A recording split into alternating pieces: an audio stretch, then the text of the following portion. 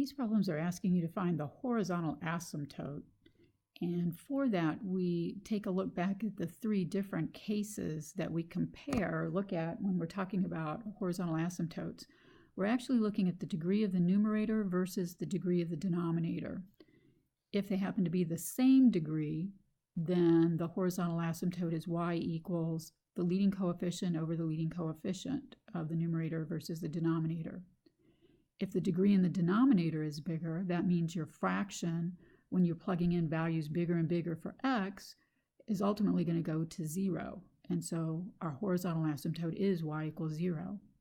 If the numerator is bigger, in terms of the degree of the numerator, then you don't have a horizontal asymptote. It's not approaching anything. In fact, it's blowing up to either infinity or negative infinity.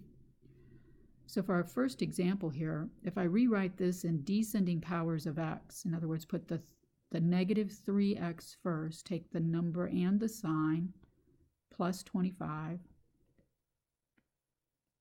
and then the bottom is 2x plus 7. I notice the degree on top is 1, and the degree on the bottom is 1. It's the biggest power on x. Since the degrees are the same, my horizontal asymptote has the equation y equals, for all horizontal asymptotes, it's always y equals, and then the leading coefficient over the leading coefficient. And that's your horizontal asymptote, y equals negative 3/2.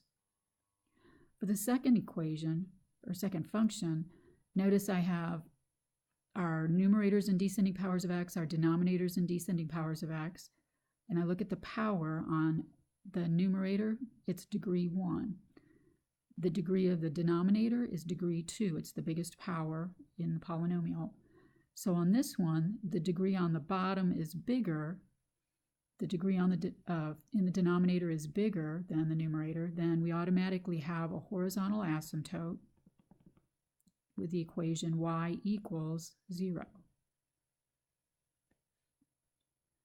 For our next one, the degree on top is 3. The degree on the bottom is 2. So our numerator degree is bigger. The degree in the numerator is bigger. That means that our fraction, when we start plugging in values of x that are bigger and bigger and bigger, this fraction is going to get super big, super fast. It's not going to approach any particular number. So in this case, there is no horizontal asymptote.